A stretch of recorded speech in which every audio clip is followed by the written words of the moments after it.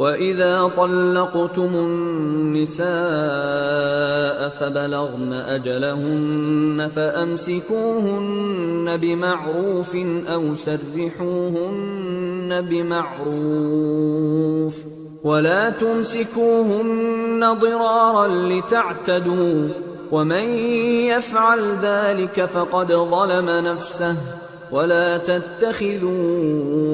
آيَاتِ اللَّهِ هُزُوًا وَاذْكُرُوا نِعْمَةَ اللَّهِ عَلَيْكُمْ وَمَا أَنزَلَ عَلَيْكُمْ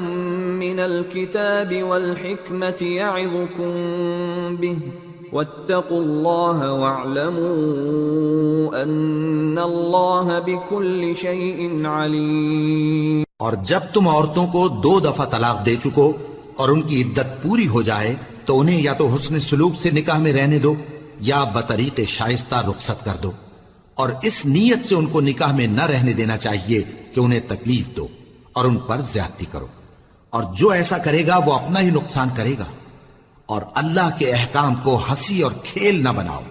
اور اللہ نے تم کو جو نعمتیں بخشی ہیں اور تم پر جو کتاب اور دانائی کی باتیں نازل کی ہیں جن سے وہ تمہیں نصیحت فرماتا ہے ان کو یاد کرو، اور اللہ سے ڈرتے رہو اور جان رکھو کہ اللہ ہر چیز سے واقف ہے۔